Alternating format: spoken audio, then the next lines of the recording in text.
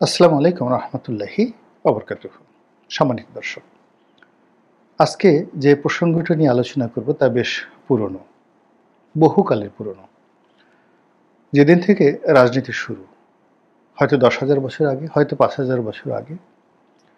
আমাদের দেশে মোটামুটি 5,000 বছর আগে রাজা ছিলেন, যাকে বলা হয় the first king of Bengal, এই বাংলাদেশের প্রথম রাজা। এবং সেই রাজার নাম জগদত্ত।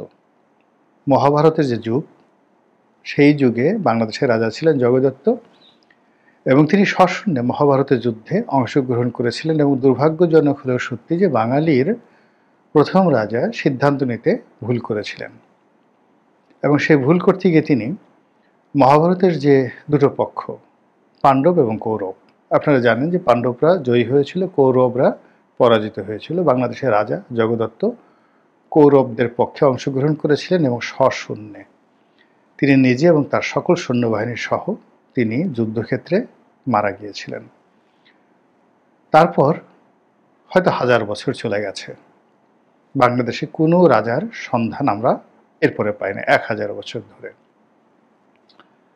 আপনি যদি মেসোপটেমিয়া এলাকাতে যান, ব্যাবিলনে যান, সেখানে আপনি রাজনীতির ইতিহাস হয়তো 10,000 বছরের পুরনো ইতিহাস সেখানে পাবেন। চীনেও 10,000 বছরের পুরনো ইতিহাস পাবেন। তো যেটা বলছিলাম যে যেদিন থেকে রাজনীতি শুরু, সেদিন থেকেই রাজনীতিবিদরা, রাজারা, মন্ত্রীরা, সেনাপতিরা পালাতে হয় কিভাবে, নিরাপদে, নিশ্চিন্তে, নির্ভাবনায়।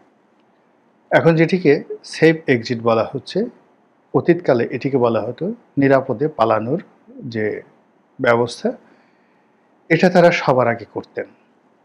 এবং যুদ্ধে জয়লাভ করা যতটা গুরুত্বপূর্ণ ছিল, তেমনি যুদ্ধে পরাজিত হওয়ার পরে সর্বনিম্ন ক্ষয়ক্ষতি মোকাবেলা করে, বা একেবারে সর্বনিম্ন ক্ষয়ক্ষতি, মানে সেই ক্ষতির মাধ্যমে এই বিশাল ক্ষতিকে এড়িয়ে নিরাপদে যুদ্ধক্ষেত্র থেকে পালিয়ে আবার যুদ্ধ করার জন্য শক্তি অর্জন, অথবা বাকি জীবন সুখ স্বাচ্ছন্দ্যে বা অ্যাটলিস্ট নিরাপদে কাটানোর জন্য যে কৌশল, এই কৌশল সরকারিভাবে, মানে রাষ্ট্রীয়ভাবে, পলিটিক্যালি এটা শিক্ষা দেওয়া হতো সবাইকে, রাজপ্রাসাদ থেকে শুরু করে সব জায়গাতে।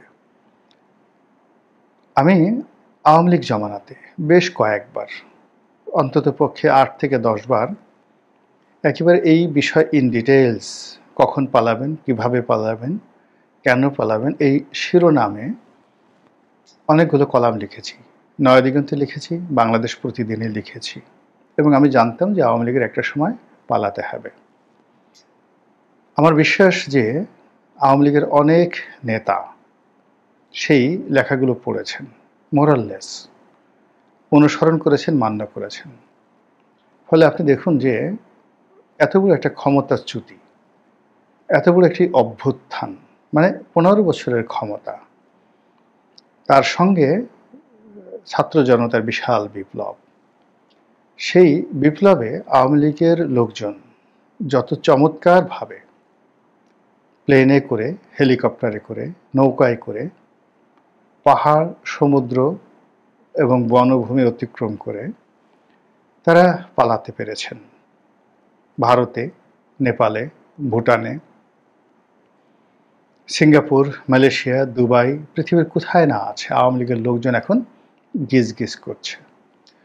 তো কাজেই পালানোর ব্যাপারে তাদের একটা বিরাট প্রস্তুতি ছিল, এবং সেই প্রস্তুতি তারা নিজের থেকে নিয়েছেন বা নেননি, কোথা থেকে প্রশিক্ষণ নিয়েছেন তা আমি বলতে পারি না। তবে 2014 সন থেকে আমি যে এই বিষয়ে আমার যে বক্তব্য, টেলিভিশন বা এই যে ইউটিউব চ্যানেল যে কয় বছর ধরে শুরু করেছি, অসংখ্যবার আমি এই কথাগুলো বলেছি, আর লিখেছি অন্তত পক্ষে 10টি, যেটাকে বলা হয় পোস্ট এডিটোরিয়াল, ভালো ভালো পত্রিকাতে। লক্ষ লক্ষ মানুষ সেই জিনিসগুলো পড়েছে। তো আজকেও সেই বিষয়গুলো নিয়ে আলোচনা করব। এই আলোচনার সঙ্গে বর্তমান যারা আছেন তাদের কোনো সংযোগ নেই, এটা একটা জেনারেল আলোচনা। আপনারা হয়তো বলতে পারেন যে এখন তো উপদেষ্টাদের সেফ এক্সিট নিয়ে কথা হচ্ছে। এক গ্রুপ বলছে তারা পালাবেন, আর এক গ্রুপ বলছেন আমরা কখনই পালাবো না, আমরা এই দেশেই থাকবো। একই কথা ওবায়দুল কাদের সাহেব বলেছেন, শেখ হাসিনাও বলেছেন।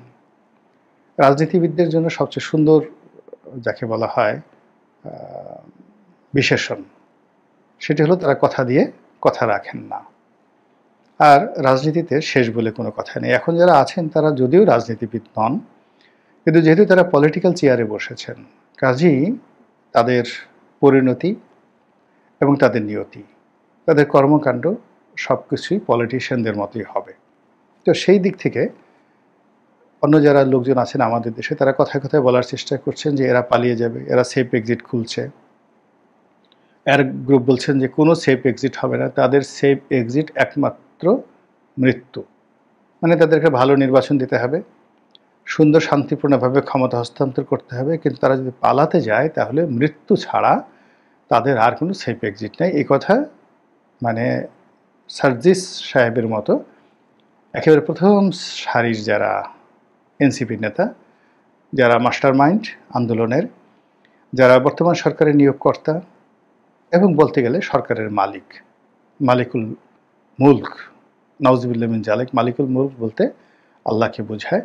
মানে এই যে বর্তমান যে রাজত্ব চলছে, এই রাজত্বের পৃথিবীর যে তথাকথিত মালিক, সেই তথাকথিত মালিক হিসেবে যাদেরকে মনে করা হয় তারা এই ছাত্র সমন্বয়ক যারা আছেন তাদের প্রধান নেতা সার্জিস, তিনি স্পষ্টই বলেছেন যে কোনো সেফ এক্সিট হবে না। আবার যারা উপদেষ্টা রয়েছেন তাদের মধ্যে সিনিয়র যারা উপদেষ্টা রয়েছেন, জুনিয়র, প্রায় সবাই এটা প্রতিক্রিয়া মানে দেখিয়েছেন। জনাব নাহিদ আলম, নাহিদ ইসলাম, যিনি এনসিপির সভাপতি, তিনি যখন বললেন যে অনেক উপদেষ্টার ব্যবহারে আমরা অসন্তুষ্ট, অনেকে আমাদের সঙ্গে প্রতারণা করেছেন, অনেকে সম্পদের পাহাড় গড়েছেন এবং তারা সেফ এক্সিটের জন্য প্রাণান্ত চেষ্টা করছেন। এবং এই সেফ এক্সিট বলতে কি বোঝায়, সোজা বাংলায় পালানোর চেষ্টা করছেন। আর পালানোর জন্য চোর পুলিশ খেলা, মানে আপনি যদি নিরাপদে পালাতে চান পুলিশের সঙ্গে আপনার খাতির থাকতে হবে, তারপর যারা পালানোর পথে বাসিন্দা আছে তাদের সঙ্গে আপনার খাতির থাকতে হবে, আদারওয়াইজ আপনি পালাতে পারবেন না। তো সেই অর্থে যারা সেফ এক্সিট নিতে চান তারা অনেকের সঙ্গে সংযোগ স্থাপন করছেন, যোগাযোগ করছেন, নতজানু হচ্ছেন এবং সরকারের 12টা বাজাচ্ছেন। এরকমই নাহিদ ইসলাম বোঝাতে চেয়েছেন, যার প্রতিক্রিয়াতে নাহিদ ইসলামের দলের অন্য যারা নেতা তারা বলছেন যে না, এসব সেফ এক্সিট হবে না, সেফ এক্সিট বলতে একমাত্র মৃত্যু ছাড়া এখানে অন্য কোনো সেফ এক্সিট নেই। আর এটা শুনে যাকে বলা হয় রেজওয়ানা, সৈয়দা রেজওয়ানা হাসান, তিনি বেশ প্রতিক্রিয়া দেখিয়েছেন। তিনি বলার চেষ্টা করেছেন যে আমি এই দেশ ছেড়ে যাব না, আমি এই দেশেই থাকবো, আমি পালাবো না, বা অথবা আমি কোনো সেফ এক্সিট নেব না। ভালো কথা। তিনি আরও চ্যালেঞ্জ জানিয়েছেন নাহিদ ইসলামকে যে আপনাকে বলতে হবে, আর নাহিদ ইসলাম বলুন যে কোন কোন উপদেষ্টা সেফ এক্সিট নিতে চাচ্ছেন। এতে গেল রেজওয়ানার কথা। আরেকজন ভদ্রলোক যাকে আমি খুব শ্রদ্ধা করি, ফজলুল কবির খান, যিনি যোগাযোগ উপদেষ্টা বা জ্বালানি উপদেষ্টা, তার বয়স নাকি এখন 72 বা 73 বছর, তিনি স্বীকার করেছেন। এবং এই সরকারে যে কজন ব্যক্তি রয়েছেন সততার দিক থেকে, কর্মদক্ষতার দিক থেকে একেবারে প্রথম সারির যিনি আছেন তিনি এই ফজলুল কবির খান। তার কিছু কিছু কর্ম রীতিমতো এই সরকারের জামানাতে কিংবদন্তিতে পরিণত হয়েছেন। তিনি খুব আক্ষেপ করে বলেছেন যে আমার এই 72 বছর বয়স, আমার এই কর্মকালীন সময় আমি এক মুহূর্তের জন্য কাউকে অতিরিক্ত বা অন্যায্য সুযোগ দেইনি, কোনো আত্মীয় স্বজনকে নিয়োগ দেয়নি, কোনো ব্যবসা বাণিজ্য থেকে শুরু করে সরকারি কর্মকাণ্ডে স্বজনপ্রিয়তা দেখায়নি। তাহলে আমাকে কেন সেফ এক্সিট নিতে হবে? এই বয়সে আমি কি করে সেফ এক্সিট নেব? এটা খুবই দুঃখজনক একটি বক্তব্য। তিনি তার মতো সর্বজন শ্রদ্ধেয় সাবেক সচিব, তিনি এই কথা বলেছেন, যেটা আমাদের যারা অপকর্ম করেছেন তাদের উপর রীতিমতো চপেটাঘাত। এনিওয়ে, এই চলমান প্রসঙ্গ বাদ, আগে বলে নেই যে পালানোর বিষয়। পালানোর যে ঐতিহাসিক প্রেক্ষাপট, সেখানে সবাই পালায়। পৃথিবীর এমন কোনো বীর নেই যে জীবনে একটি বারের জন্য পালায়নি। স্বয়ং আলেকজান্ডার বহুবার পালিয়েছেন। আপনি জানেন যে তাকে পারস্যে কয়েক বছর যুদ্ধ করতে হয়েছে এবং পারস্য বাহিনীর সঙ্গে প্রথম যে যুদ্ধ গাউগে মেলা, সেই যুদ্ধে তিনি জয়লাভ করেছিলেন। কিন্তু পরবর্তীতে পারস্যরা শত শত যে গেরিলা যুদ্ধ, সেই গেরিলা যুদ্ধে আলেকজান্ডারের জীবন তছনছ হয়ে গিয়েছিল। ফলে তাকে অনেক যুদ্ধক্ষেত্র থেকে পালাতে হয়েছে এবং সেখান থেকে তিনি মিশরে আসেন, মিশর জয় করেন।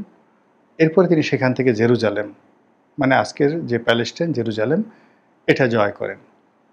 তারপরে সেখান থেকে মধ্য এশিয়া, মানে আজকের তুরস্ক হয়ে, তারপরে শেষে তুরস্কের পরে যে রাশিয়ার যে সিআইএস কান্ট্রিগুলো পড়ে, সেইগুলো হয়ে আফগানিস্তানে ঢুকেন, যখন সেটির নাম ছিল ব্যাকটেরিয়া।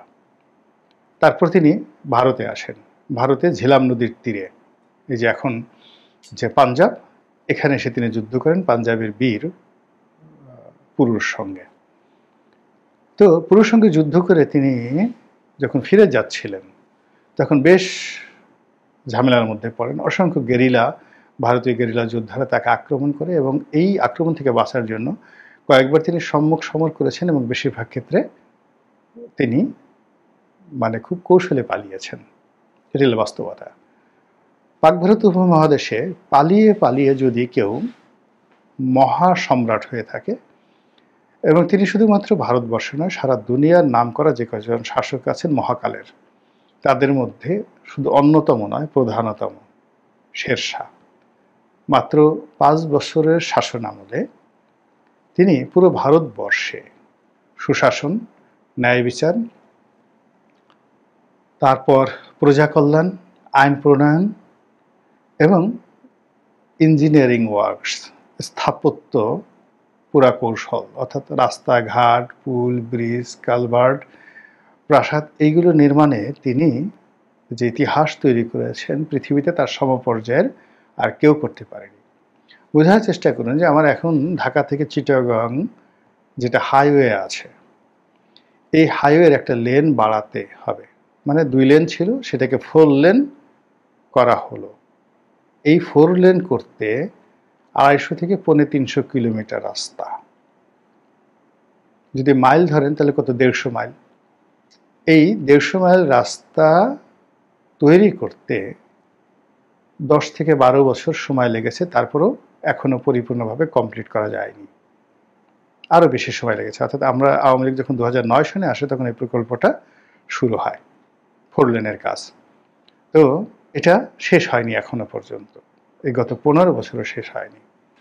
তো সেখানে সোনারগাঁ থেকে সিন্ধুনদ পর্যন্ত 2500 মাইল, 2500 মাইল যদি ধরেন 1.6, তাহলে প্রায় 4500 কিলোমিটার যে রাস্তা, গ্র্যান্ড ট্রাঙ্ক রোড, মাত্র 3 থেকে 3.5 বছরে তিনি নির্মাণ করেছিলেন।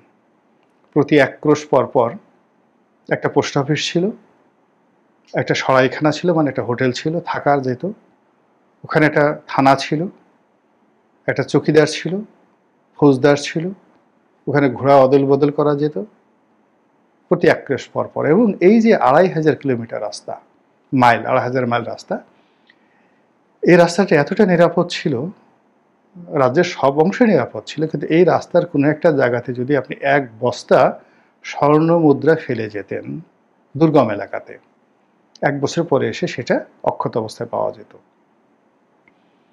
তো এই যে লোকটি জনাব শেরশাহ, তার জীবনটা শুরু হয়েছে পালানো দিয়ে।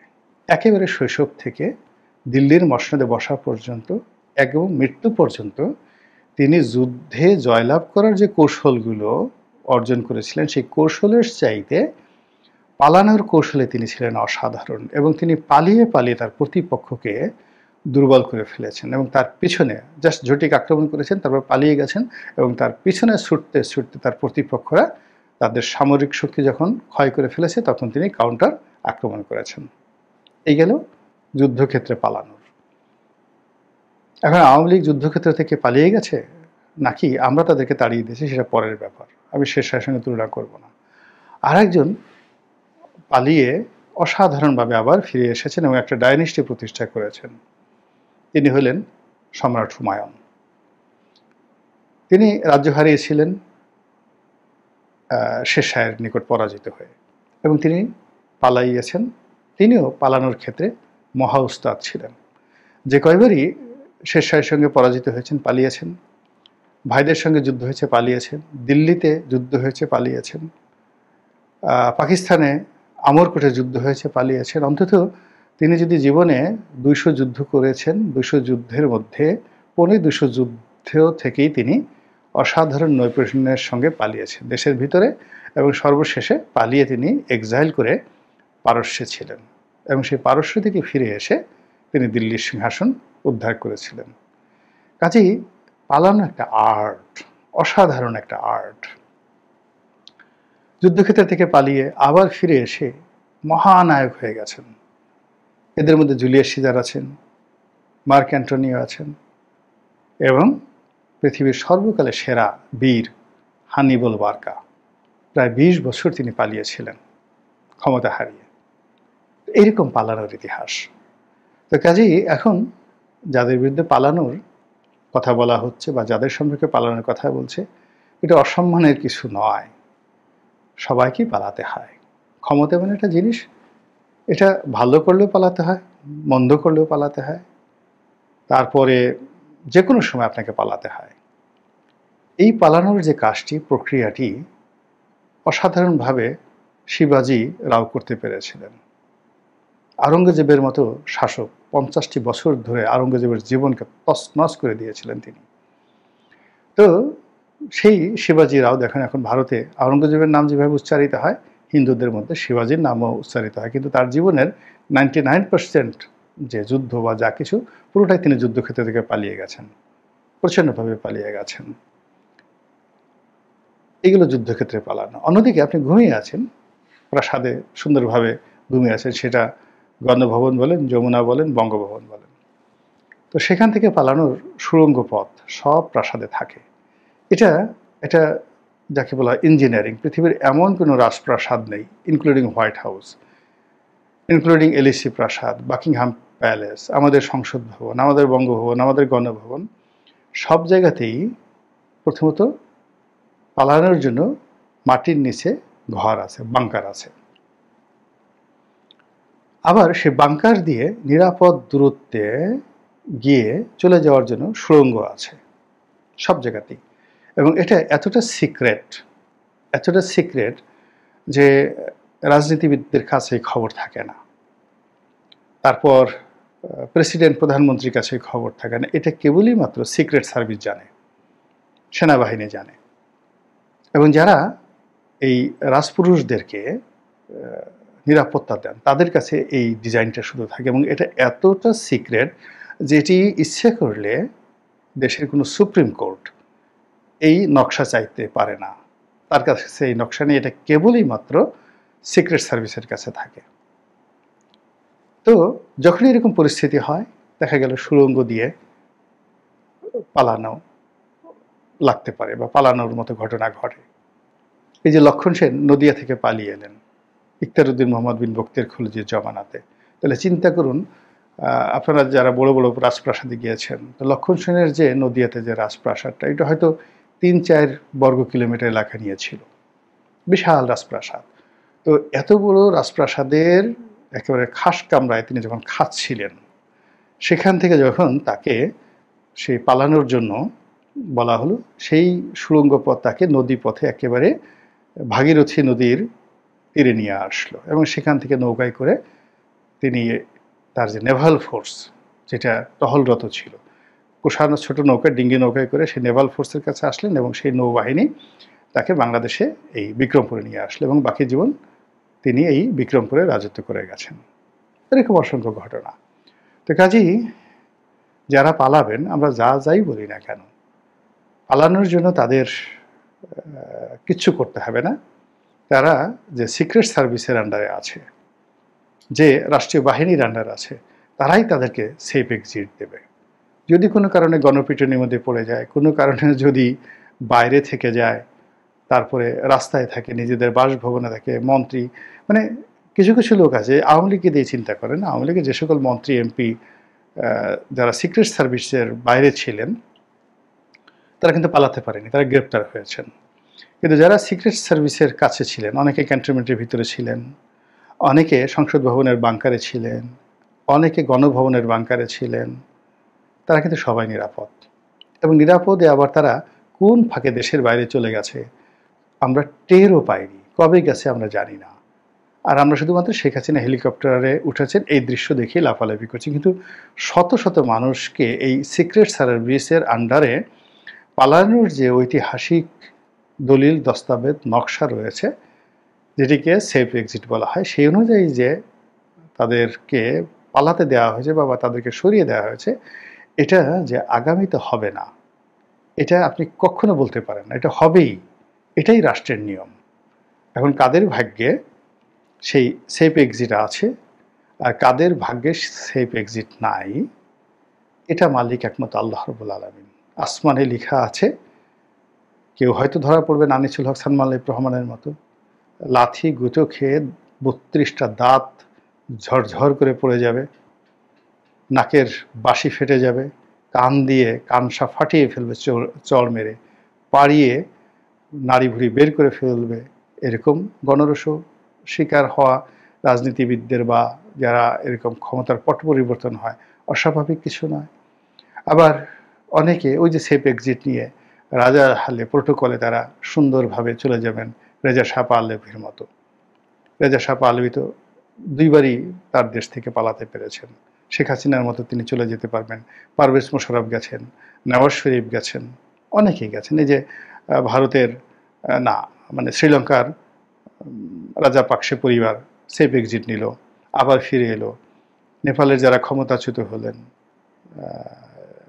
প্রধানমন্ত্রী ওলি আবার এখন ফিরে আসছেন। তো এরকম কার ভাগ্যে আছে সেফ এক্সিট একমাত্র আল্লাহ জানেন, আর কার ভাগ্যে মোটামুটি গণপিটুনি আছেন তাও আল্লাহ জানেন। সম্মানিত দর্শক, অন্তর্বর্তীকালীন সরকারের প্রধান ডক্টর মোহাম্মদ ইউনূস নতুন বিপদ এবং বিপত্তিতে পড়েছেন। কিছু মানুষ বহুদিন ধরে তার গুণমুগ্ধ ছিলেন, কারণে অকারণে তার প্রশংসা করতেন, কখনো অনাহত, কখনো অপ্রয়োজনীয় এবং কখনো অতিরঞ্জিত। আর যারা আমরা বাংলাদেশে বসে মূলত ডক্টর মোহাম্মদ ইউনূসের কল্যাণ চাইতাম এবং মৃদু ভাষায় তার কর্মকাণ্ডের সমালোচনা করতাম, ব্যক্তিগতভাবে কখনো ডক্টর মোহাম্মদ ইউনূসকে অসম্মান করে আমাদেরই বাংলাদেশে যারাই আমরা কন্টেন্ট তৈরি করি তারা কিন্তু কখনো কোনো কথা বলিনি। ওনার ব্যক্তিগত চরিত্র, ওনার শিক্ষা দীক্ষা, ওনার বংশমর্যাদা, বিশ্বব্যাপী তার সুনাম এবং সুখ্যাতি, তার সারা জীবনের অর্জন নিয়ে আমি ব্যক্তিগতভাবে কখনো নেতিবাচক মন্তব্য করিনি।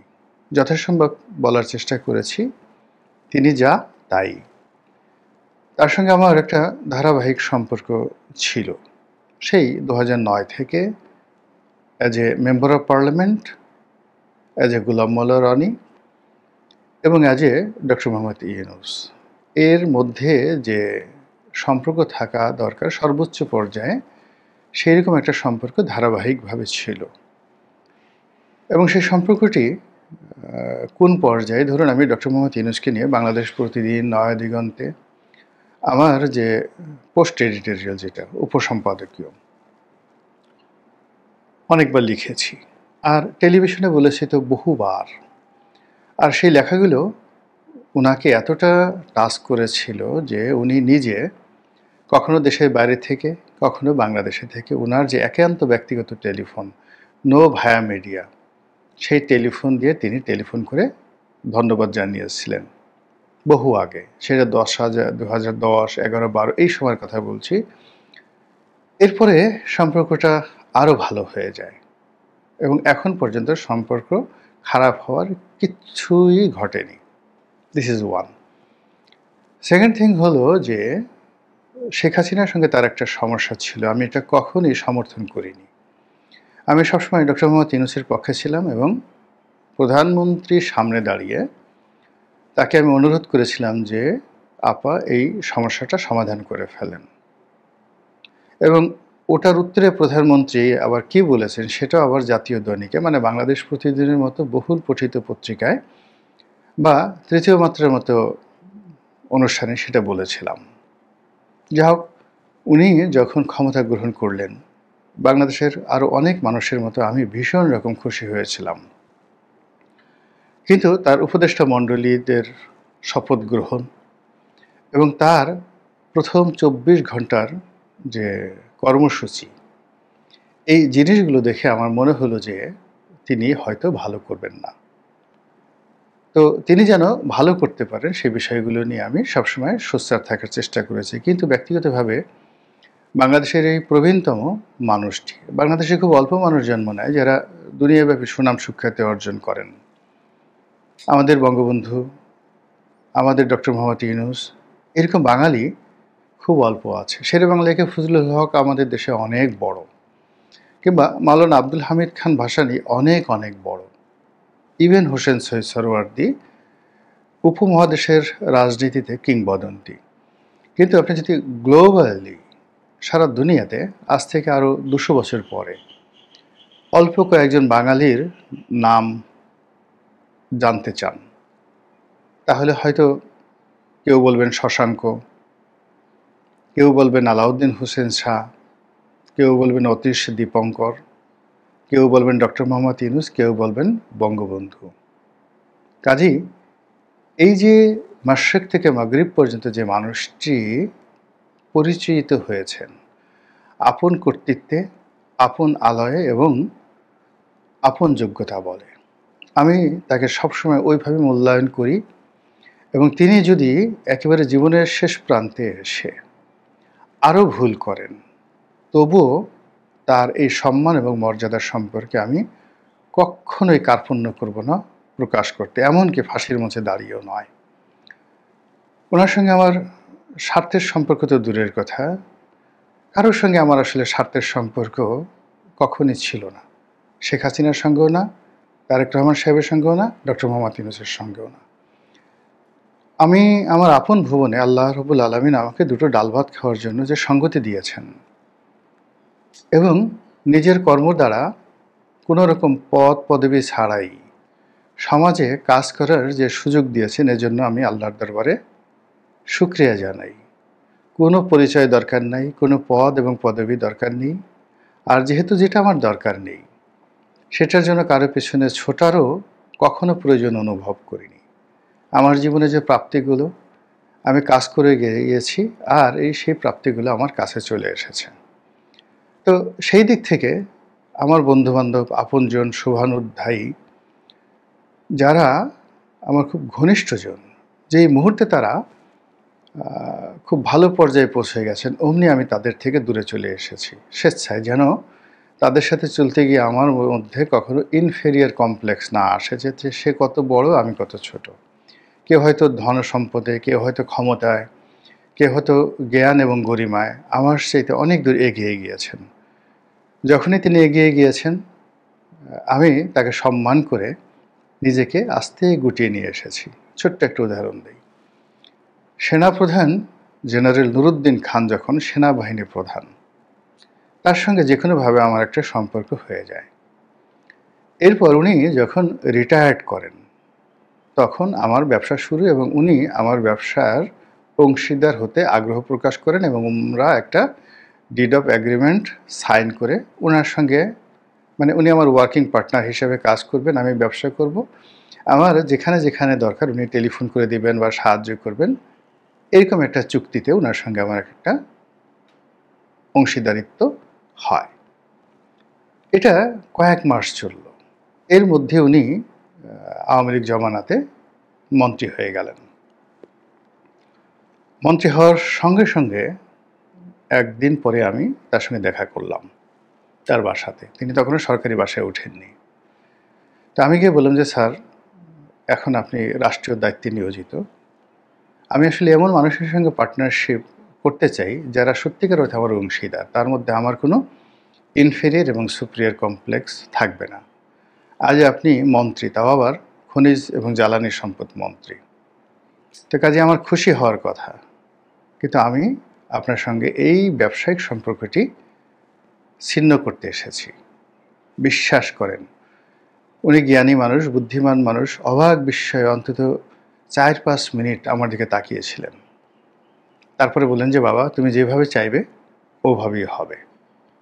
এরপরে আমাদের মধ্যে সম্পর্ক আছে, কিন্তু সেই ব্যবসায়িক সম্পর্ক নয়। আমি এই ধরনের যে আমার যে যাকে বলে অভিজ্ঞান, এই ধরনের আমার যে রুচিবোধ, আমি জাস্ট একটা উদাহরণ দিলাম, জেনারেল নুরুদ্দিন খান এখনও জীবিত আছেন।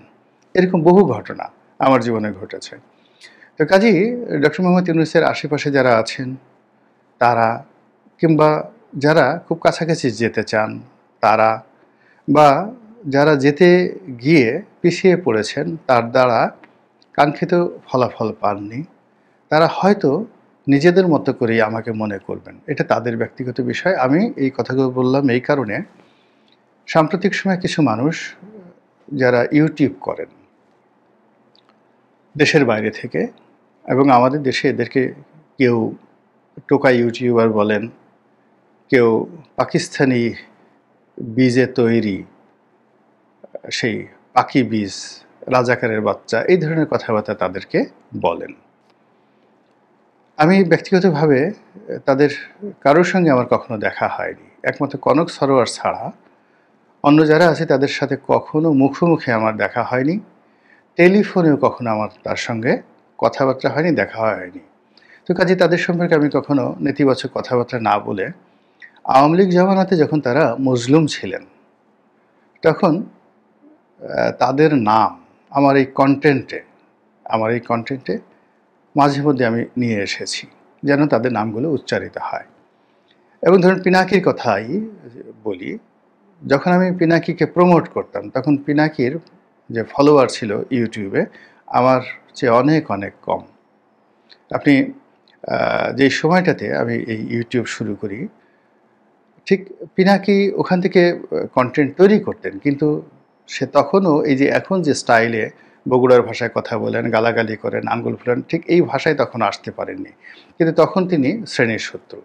কিন্তু তাকে প্রমোট করার জন্য আমি যতটা সম্ভব, যাকে বলা হয়, চেষ্টা করেছি। কিন্তু যেই মুহূর্তে পিনাকি আমাকে ছাড়িয়ে গেছেন, স্টার হয়ে গেছেন, এবং আরও অনেক মানুষের, যাকে বলা হয়, তার কর্মী সমর্থক বেড়ে গেছে, ঠিক ওই সময়টিতে আমার কাছে মনে হয়েছে যে পিনাকিকে নিয়ে এখন আমার ইতিবাচক নেতিবাচক কিছুই বলার দরকার নেই, সে তার আপন কর্মেই প্রশংসিত হবেন অথবা নিন্দিত হবেন। এভাবে আমি আরও অনেকের নাম, যাদের সঙ্গে আমার পিনাকির সঙ্গে যেমন পরিচয় ছিল না, আরও অনেকের সঙ্গে পরিচয় ছিল না, এরকম যারা যারা দেশের বাইরে ইদানিং যে ইউটিউব করছেন। তো যখন ডক্টর মোহাম্মদ ইউনূস ক্ষমতায় এলেন তখন এদের একটা বিরাট অংশ, প্রায় সবাই, ডক্টর মোহাম্মদ ইউনূসকে অযাচিতভাবে প্রশংসা শুরু করলেন, এবং তার সঙ্গে সঙ্গে জামাত এবং এনসিপির, যাকে বলা হয়, একেবারে অন্ধ ভক্ত হয়ে গেলেন। তো এই যে ডক্টর মোহাম্মদ ইউনূস এবং জামাত এবং এনসিপি, তাদের যখন একেবারে যাকে বলে সফলতা এমন একটা পর্যায়ে, ক্ষমতায় এনসিপি চলে আসছে, নাহিদ প্রধানমন্ত্রী হবে, তারপর জামাতের আমির হয়তো আমিরুল মোমিনিন হবেন, এরকম যখন অবস্থা, তখন আমি এদের ব্যাপারে এতটা আশাবাদী ছিলাম না। আমি বরং আজকে তাদের যে পরিণতিটি, সেই পরিণতিটি আমি টের পেয়ে গিয়েছিলাম 2024 সনের আগস্ট মাসের একেবারে 6-7 তারিখের দিকেই। তো ওই সময়টিতে সম্ভবত আগস্ট মাসের 2024 সালের 9 তারিখে জামাতের এক নেতা আমাকে একটা টেলিফোন করলেন। এর কারণ হলো আমি একটা কন্টেন্টে বলেছিলাম যে সামনে জামাতের দিন ভালো আসবে না। তো উনি অনুযোগ করছিলেন। এর কারণ হলো তখন পর্যন্ত জামাতের লোকজন 2024 সনের সেই আগস্ট মাসের 5 তারিখ পর্যন্ত জামাতের লোকজন আমাকে, মাহমুদুর রহমান সাহেব, মানে আমার দেশের মাহমুদুর রহমান সাহেবকে ঠিক একই কাতারে ফেলে ওইভাবে সম্মান করতেন এবং সমীহ করতেন। কিন্তু জামাতের যারা মাস পিউপিল, মানে ইয়াং জেনারেশন, মানে যাদের বয়স 30-এর নিচে, তাদের মধ্যে আমার একটা ব্যাপক জনপ্রিয়তা ছিল, গ্রহণযোগ্যতা ছিল, জনপ্রিয়তা ছিল, এবং তারা সবাই মনে করতেন, মনে প্রাণে মনে করতেন যে ওয়ান্স আপন এ টাইম, এটা তাদের ব্যক্তিগত বিষয়, হয়তো গোলাম মোল্লা রনি জামাতে চলে আসবেন, এরকম একটা ধারণা ছিল। তো সেই আমি যখন আগস্ট মাসের 5-6 তারিখের দিকে, 7 তারিখের দিকে কিছু কথা বললাম যেটা জামাতের সঙ্গে যায় না, বা জামাতের স্বার্থবিরোধী, বা ওই সময় জামাতের যে ভাইব চলছে তার এগেনস্টে, তখন আসলে অনেকে নিতে পারেননি। তারা প্রথমে স্তব্ধ হলেন, তারপরে রাগান্বিত হলেন, তারপরে ক্রোধান্বিত হলেন, এরপরে গালাগাল শুরু করলেন ওই সময়টিতে। তো তখন জামাতের এক নেতা, আমি তাকে চিনি না, তিনি আমার সঙ্গে কথা বললেন, এবং আমি যে কথাগুলো আনঅফিশিয়ালি বললাম সেই কথাগুলো তিনি ইন্টারনেটে ছেড়ে দিলেন, অডিও কল। কি সুবহানি না কি যেন নাম, না রহমানি। ওটা ব্যাপক ভাইরাল হয়ে গেল। বিএনপি সম্পর্কে এবং জামাত সম্পর্কে যে কথাগুলো বলেছি যে এদের সম্পর্ক থাকবে না, এদের সাথে শত্রুতা তৈরি হবে, জামাত বিপদে পড়বে, বিএনপি বিপদে পড়বে। তো এই কথাগুলো আসলে ২০২৪ সনের আগস্ট মাসে গ্রহণ করার মতো মানসিকতা আমাদের দেশে ছিল না। এটা আই ওয়াজ সো অ্যাডভান্স। তো যার জন্য ওই সময়টাতে আমাকে গালাগাল শুনতে হয়েছে। আর ওই সময়টাতে যারা এই ইউটিউবার, তাদের তখন সুনাম ছিল, সুখ্যাতি ছিল। মানে Pinaki was just like a most attractive person in the country and respected. মানে তিনি যে গালি দিতেন সেই গালির মধ্যে তার একটা রেসপেক্ট ছিল। অন্য যে ছেলেটির নাম আমি মানে মুখে আনতে চাচ্ছি না, সেই ছেলেটিও কিন্তু অনেকের সহানুভূতি, প্রেম, ভালোবাসা এবং আবেগের একটা যাকে বলে মনুমেন্ট ছিল সবার কাছে। এটা বলার মতো নয়। তো এনিওয়ে, কিন্তু যখন এই তারা অর্থাৎ এই গ্রুপ যখন দেখলো যে আমি এরকম কথাবার্তা বলছি, তখন তারা আর ধৈর্য রাখতে পারলে না। তারা হয়তো নিজেদের বুদ্ধিতে অথবা জামাতের বুদ্ধিতে অথবা অন্য কারো বুদ্ধিতে দেখা গেল যে এর মধ্যে একটা ছেলে খুব আমার সম্পর্কে বাজে কথা বলা শুরু করে দিল। বাজে বলা শুরু করলো একটা বা দুটো। কিন্তু একটা জিনিস তারা বুঝেনি, হয়তো অনভিজ্ঞতার কারণে। যেমন পিনাকি, আমি পিনাকিকে বলি যেহেতু পিনাকি আমি সমবয়সী। তো পিনাকি রাজশাহী বিশ্ববিদ্যালয় থেকে ডাক্তারি পাশ করেছে, ওর একটা লেভেল আছে বুদ্ধির। সে কখনো আমাকে নিয়ে বাজে কথা বলেনি, হয়তো সে অন্য তার যারা লোকজন আছে তাকে দ্বারা বলিয়েছে, আই ডোন্ট নো। কিন্তু পিনাকির যে সফলতা আর আমার যে সফলতা, এটা পিনাকি বুঝতে পারবে না। আমি বাংলাদেশের মাটিতে টিকে আছি। মানে পিনাকি আওয়ামী লীগ বিরোধী যে কর্মকাণ্ডগুলো করেছে, আমি তার সাথে শতগুণ বেশি করে বাংলাদেশে টিকে আছি। আমার অর্থনৈতিক অবস্থা, ব্যবসা বাণিজ্য, তারপর অন্য যা কিছু আছে তার ধারের কাছে পিনাকি আসতে পারিনি কখনো। এটা হলো অবস্থা। রাজনৈতিকভাবে আমি দুটো দলের মনোনয়ন পেয়েছি, সংসদ সদস্য হয়েছি, এবং আমার নির্বাচনী এলাকাতে আমার একটা যে সুনাম সুখ্যাতি হয়েছে, এটা আসলে মানে ওরা যারা আছে ওদেরকে আবার পুনর্জন্ম নিতে হবে তাদেরকে যদি এই জিনিসটা শুরু করতে হয়। তো কাজেই আমি তাদের যে প্রচার বা প্রোপাগান্ডা, সেই প্রচার প্রোপাগান্ডা হয়তো যারা আমজনতা, দুর্নীতিবাজ বা যাদের মিডিয়া নেই তাদের জন্য বিপজ্জনক। কিন্তু এখানে দেখা যাচ্ছে যে আমি একটা যখন ফেসবুকে স্ট্যাটাস দিচ্ছি, বাংলাদেশের সবচেয়ে বহুল প্রচারিত পত্রিকা আমার কোনো কলাম প্রকাশিত হচ্ছে, আমার এই ইউটিউব চ্যানেলে যখন আমি কোনো বক্তব্য দিচ্ছি, প্রায় প্রতিদিন টেলিভিশন টক শোগুলো থাকছে এভরিডে। অর্থাৎ এই আমার জীবনে হাজার হাজার, অন্ততপক্ষে ৩ থেকে ৪ হাজার টক শো করেছি, এবং প্রতি রাতেই টেলিভিশনের টক শোগুলোতে আমাকে অ্যাটেন্ড করতে হয়। ফলে আপনি ইচ্ছা করলেও আমার বিরুদ্ধে একটা বাজে কথা বলে আপনি সাস্টেন করতে পারবেন না। এটা তারা বুঝতে পারেনি, বিকজ আমি তো মূল স্ট্রিমে আছি, স্রোতের বিরুদ্ধে মূল স্ট্রিমে আছি।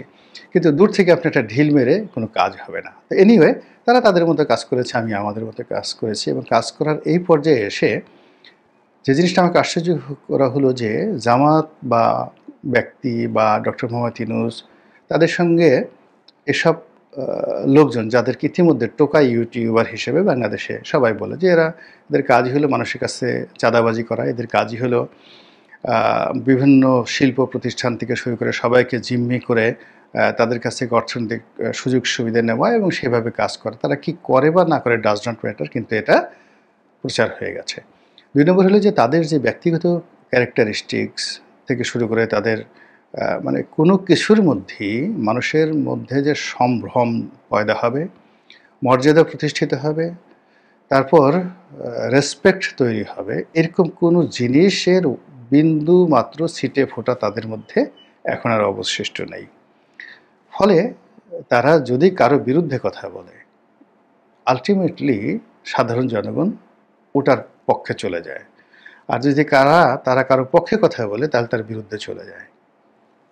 একটা সময় যখন তাদের বক্তব্যের মূল্য ছিল, তখন ডক্টর মোহাম্মদ ইউনূসকে তারা প্রমোট করার চেষ্টা করেছেন এবং তিনি প্রমোট হয়ে গেছেন। এত কিছুর পরেও কিন্তু এখনও বাংলাদেশে ডক্টর মোহাম্মদ ইউনূসকে উদ্দেশ্য করে কেউ বাজে কথা বলেন না, টিল নাও, এখন পর্যন্ত।